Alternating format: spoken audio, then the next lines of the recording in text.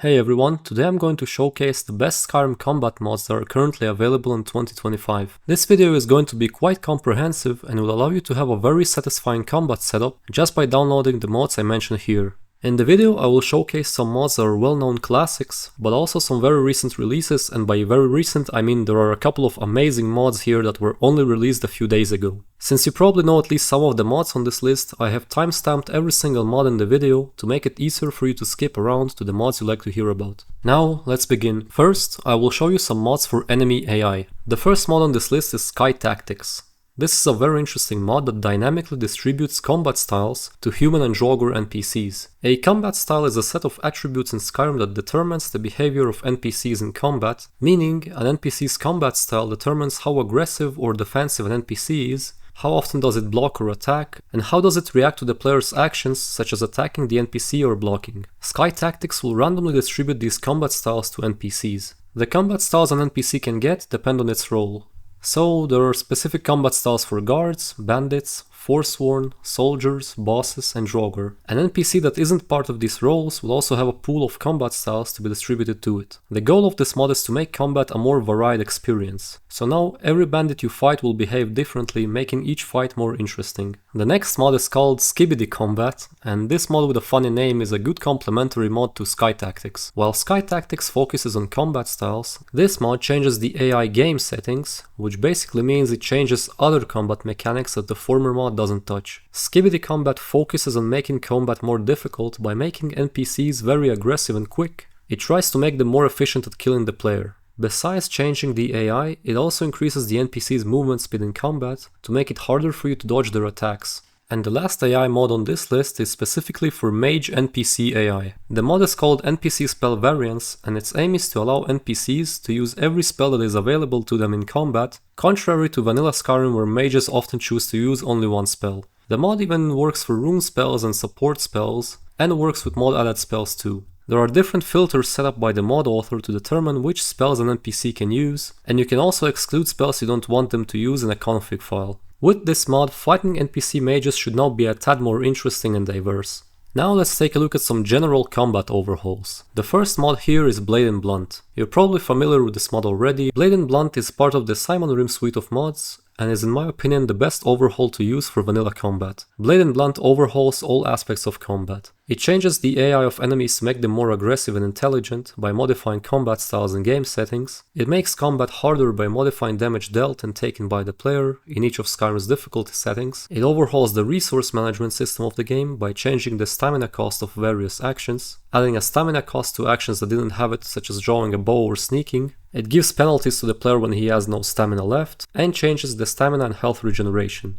It also adds attacks of opportunity. It also has an optional injury system. It overhauls stagger, blocking, armor rating, resistances, movement speed, weapon reach, and also adds attack commitment like the Mortal Enemies mod. And it has other features on top of that. Blade and Blunt is overall very balanced, just like Simon Magus' other mods. It will make combat more difficult and engaging. The next mod is Chocolate Poise Plus. This is an improved version of Chocolate Poise, which is a mod that adds an entire new poise system into the game, kind of like Dark Souls or Elden Ring. What this means is that Skyrim's stagger system will now work completely differently. There is now a poise meter above the enemy's HP bar, and when it reaches 0, the enemy is staggered. Attacking the enemy reduces his poise value depending on the type of weapon and attack, so a regular dagger attack wouldn't reduce an enemy's poise by as much as a Warhammer power attack would. All the mechanics in the mod apply not only to NPCs but to players as well. Chocolate Poise Plus improves these features. It reworks the stagger system with different animations, and the stagger type depends on the type of armor the NPC or player is wearing. For example, there is now a type of stagger where you fall to the ground. This can occur if you're hit by a very heavy weapon, for example. The other major improvement of Chocolate Poise Plus is it integrates the poise system into different combat mods,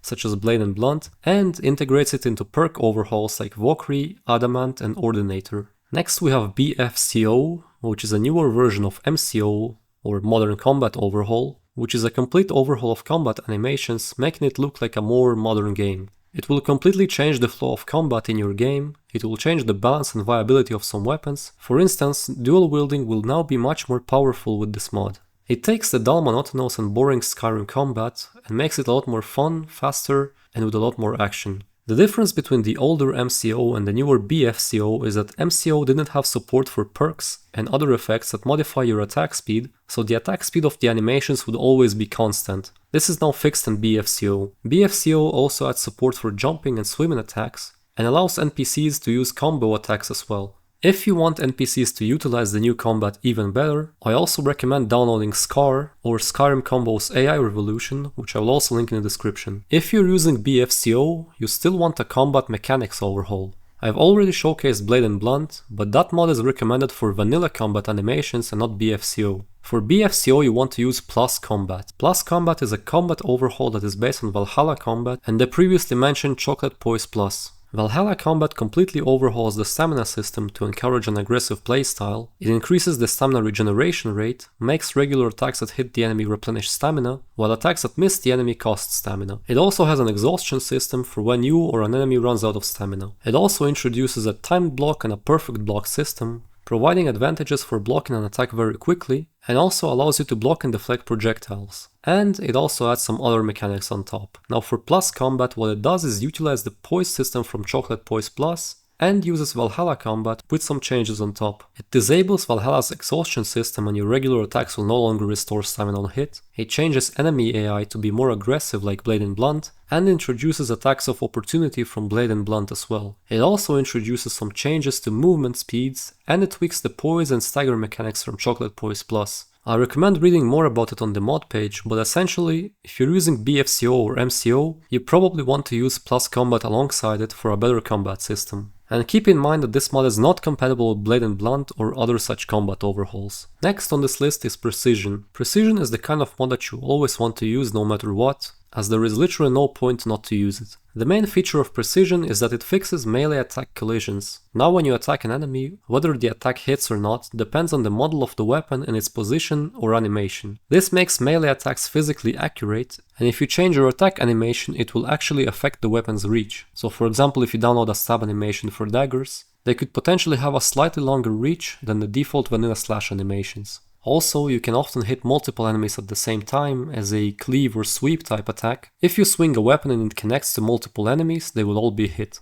Hitting a wall from a very close distance will also cause recoil and interrupt your attack. This makes fighting inside narrow dungeons more dangerous. The mod also offers some other features such as physical reactions to hits, weapon trails, and a hit stop effect. It also works for both first person and third person. There is also the complementary mod Precision Creatures, which will do the same for creatures. There is one more new mod you can add on top of the combat overhauls I mentioned above. It's called Engage in Combat, and its aim is to make combat more difficult at higher levels. It adds 3 new mechanics to the game. First, when you take an unblocked weapon hit, your armor rating will be temporarily reduced by a percentage. Second, when hit by a spell, if you're not casting a ward, your magic resistance will be decreased by a percentage. Third, when taking an unblocked weapon hit, you will also start bleeding a little bit of your health every 3 seconds. There is also a fourth optional mechanic that you can enable, which debuffs your healing spells if you're taking an unblocked weapon hit. All of these debuffs are stacking, with each of them having its own cap, with the exception of the healing debuff, which is always 50%. The reason for adding these mechanics is that when you reach a very high level, you become almost invincible. You can fight a horde of bandits and completely annihilate them with ease.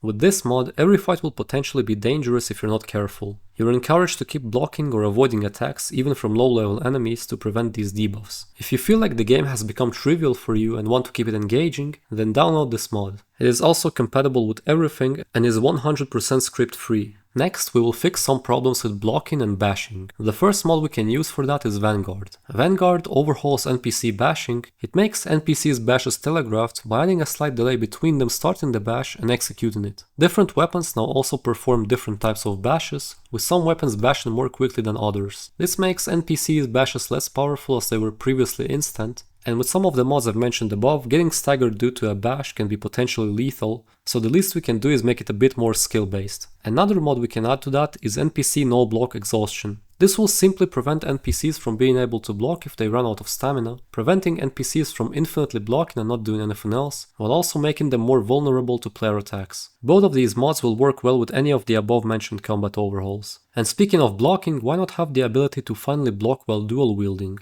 The mod Dual Wield Parrying will do that for you. It simply lets you assign a key, which is V by default, to perform a dual wield parry. It is an SKSE based mod, so it is script free and it is better than older mods that let you perform the same function. Keep in mind though that if you're using BFCO, you don't really need this mod because with BFCO you can already block while dual wielding. Now we'll be looking at a very interesting mod that has just come out recently, which is Core Impact Framework. In simple words, this mod is a framework that gives mod makers full control over what happens on an impact, whether it's a weapon or a spell impact. It doesn't do anything by itself, except for a couple of small bug fixes, but I want to show you the amazing mods that have come out that are using this mod. The first mod that uses this framework has just come out and its name is Sanguine Symphony, and it might be the best mod that has come out in 2025 so far. This mod will greatly overhaul the visual and audio aspects of combat, making it so much more satisfying. First, it completely changes the sounds and looks of impacts. Now, when you hit an enemy, the sound will depend on the enemy's armor type,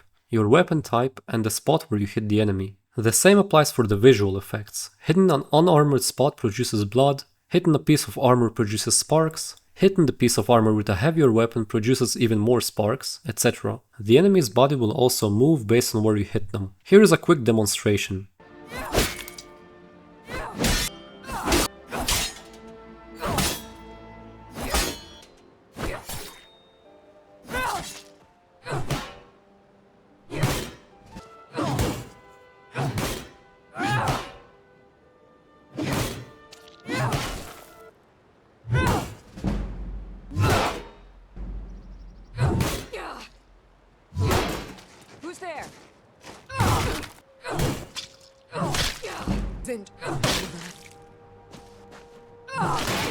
Additionally, shooting arrows at a heavily armored enemy now causes them to bounce off. The way the enemy's body will ragdoll also depends on equipped armor and how and where you hit him. The blood splatters that come out of the enemy now also depend on his health, so a greatly wounded enemy will bleed more than a full HP one. The direction of the blood splatter depends on the direction of the attack, and the amount of blood depends on the intensity of the attack. There are also new wounds you can see like holes and scratches. The wound and blood textures are very high quality as well. Also, there are optional slow motion effects and impulses when you kill an enemy, providing a more cinematic experience. All of this is done through the game engine and uses no scripts. You're also probably wondering, with the changes to blood, what about the mod enhanced blood textures? Well, now you can delete that old mod and use this one. In fact, it's strongly recommended that you delete it, otherwise you will face inconsistencies. The next mod that uses the Core Impact Framework is made for people who love playing an unarmed build. The mod will introduce some new effects based on where and how you strike an enemy while unarmed. Hitting an enemy in the arm now has a chance to disarm him. Hitting him in the torso might fracture a rib, causing him to bleed and reduce stamina and magicka and their regeneration. Or the same hit to the torso could simulate a solar plexus hit,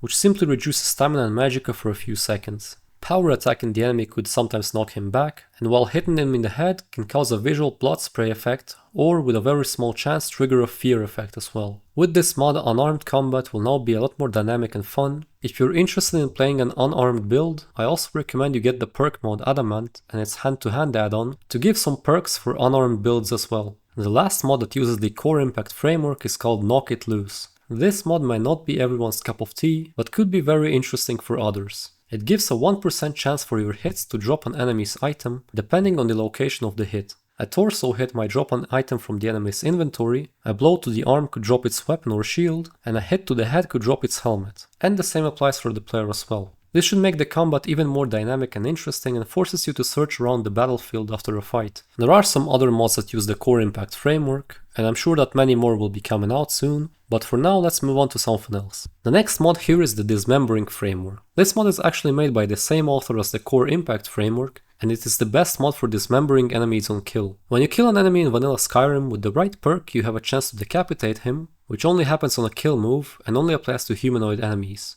With this mod, you can now dismember an enemy on kill. You can not only decapitate him, but also sever a limb like an arm or a leg. It also doesn't apply only to humanoids, but also to different creatures as well, such as Draugr, wolves, etc. And it offers support for some mod added creatures. Besides the dismembering itself, it also makes blood come out of the severed limb, adds new sounds when dismembering happens depending on the armor and weapons that were used, and optionally gives you some cinematic effects during dismemberment, such as a slow time effect. Also, NPCs can dismember other NPCs in this mod. Another mod that is related to the previous one is Next Gen Decapitations. This mod aims to fix different issues related to decapitations. It will fix crashes, NPCs talking while being decapitated, fixes glitches with faces, necks and hair, adds blood visuals to the head, lets helmets fly off the severed head, supports NPC overhaul mods and race menu overlays, and more. This mod is compatible with the above mentioned Dismembering Framework, and in my opinion it's a must-have and there's zero reason not to use it. Lastly, on the death effects category we have Frozen Electrocuted Combustion. This is a very fun mod that I've had installed forever and never played without. It dramatically changes the way that body looks like after it has been killed by specific magic effects. There are also different effects for different tiers of spells. When an NPC is killed by fire, its corpse will now burn, potentially to the very bones. NPCs killed by frost are frozen solid or shatter into pieces. NPCs killed by shock will spasm, char, turn into a skeleton or explode. NPCs killed by drain effects such as an absorb health enchantment will now very quickly age, either looking like an old person or like an undead corpse. These are only some of the possible effects and I'll leave it up to you to find out the rest. The mod is purely visual and is extremely fun and satisfying, and it's another must-have in your game. Now let's talk a little bit about Archery. First, to make Archery more interesting, we can add the locational damage system with the mod Archery Locational Damage. Now when you shoot a bow, different things will happen based on where you hit the enemy. If you hit an enemy in the head, they will take double damage with a chance of knockdown or stagger. Hitting them in the neck increases damage by 50% and causes bleeding. Hitting them in the arms reduces their damage and has a chance to cause a silence or disarm effect. And hitting them in the legs slows them down with a chance of stagger. It also takes armor into account. Heavy or light armor reduces the chance of an effect happening and reduces the damage bonus. Heavy armor will also deflect arrows. Additionally, you will get bonus experience in Archery based on the difficulty of the shot, which factors in the arrow flight time, distance, target movement, size and location difficulty setting. The only issue with this mod is I'm not entirely sure if it's compatible with Sanguine Symphony. I think for the most part it should be, but for example both mods have a deflect arrow effect. And I guess eventually this mod will also be ported to the core impact framework anyway. Another mod we can use for Archery is Disable Auto Aim. If you didn't know, Skyrim actually has an auto aim system for Archery, and this mod will disable it. To fully disable auto aim, there are a couple of config tweaks you should add to your Skyrim.ini file, but you can read about them on the mod page. Another great mod for Archery that we can use is NPCs Learn to Aim. In the vanilla game, NPCs and the player have the same aim, regardless of level and skill. Every time you shoot a bow, it will go to the exact same place if you didn't move your crosshair. With NPCs, they can sometimes miss, but that miss chance is always the same. This mod changes that. Now, the aim of an NPC depends on their corresponding skill. This applies to bows and crossbows, which use the archery skill, and spells and staves, which use the corresponding magic skill. The mod is quite advanced, and there are two types of accuracy, which are aim and release. Aim is the ability to accurately point a weapon at a target, and release is the ability to fire a projectile at the desired point. This distinction is important because there are actually differences in aiming a bow and a crossbow. You see, bows are much easier for aiming, but are harder to correctly release the arrow to hit their target. Crossbows eliminate the problem with releasing, and reduce the entry skill for shooting at targets, but still require some practice when it comes to aiming. This means that an enemy NPC with a low archery skill and a crossbow will be more accurate than an NPC with a low archery skill and a bow. A similar distinction also applies to spells cast with your hands and staves. You can also enable this mod for the player. In this case, aiming still depends on you, but the releasing accuracy will depend on your archery skill. This means that you will now be able to miss your shots until you max your archery skill and can, for example, help nerf early game stealth archers as well. The last archery mod I will showcase is NPCs Take Cover, which is simply an AI mod that makes NPCs smarter when it comes to defending themselves against ranged attacks. If the player is attacking an NPC from range, while standing in an unreachable position such as on top of a tall object that the NPC cannot climb, the NPC will now run away and seek cover. Now it will be harder to cheese your surroundings to safely snipe a difficult NPC with your bow. The other thing this mod adds is some dialogue to NPCs who will now essentially call you a coward when you're trying to cheese them. We can add another element of combat to both the player and NPCs, which is dodging. For player dodging we have TK Dodge, which simply lets you perform a dodge like in Dark Souls and other games and avoid the enemy's attacks. It would be unfair, however, to only have the player be able to dodge, which is why the mod Ultimate NPC Dodging exists. This will add the dodge ability to NPCs too, and will do so in an immersive way. You see, NPC dodging in this mod depends on different factors, such as the gear they're wearing, their combat style settings, their sneak skills, etc. NPCs can dodge many different types of attacks such as shouts, melee attacks and ranged attacks, and they don't dodge so much that you can't hit them at all. One thing that can make or break the balance of combat are followers. To help keep combat balanced, we can add the mod Follower Death and Injury Chance. Now, if a follower goes down in combat, it has a small chance of being seriously injured or even dying. Personally, I don't want any followers or any named NPCs in general to die in my game, so I disable the death feature, but the mod is great even with just the injury chance, because if they get seriously injured, their stats become much lower, and it is better for you to send them home to recover, and maybe use a different follower for the time being. Furthermore, for followers you can use the mod Staydown, which will make your followers stay on the ground if they get knocked out during combat, and you then have to revive them with a healing spell or potion, or wait some time for them to recover. Even with all of these mods, one thing we can currently do to make combat much easier is spamming potions. There is a mod to prevent this strategy as well, which is Ultimate Animated Potions. This simply adds a potion animation that slows you down while you're drinking it to prevent you from abusing potions. Now, if you use Chocolate Poise in first person, you will quickly notice a serious problem. The stagger animation is so long that you end up being stun locked, and getting staggered basically means you die. However, we can change this animation to make it shorter with the mod first person stagger animation, and now the first person stagger will only last 1 second. The last mod on this list is Stagger Effect Fix. This simply fixes a bug where sometimes the target will stagger in the wrong direction, so now the stagger direction will always be correct. That was all for this video. I hope you enjoyed it, and I hope you discovered some new mods that you didn't know about. In the future I might also make a full Modern Combat setup installation guide with BFCO plus combat, dodge mods and more. But for now I'm out, and I'll see you in the next video.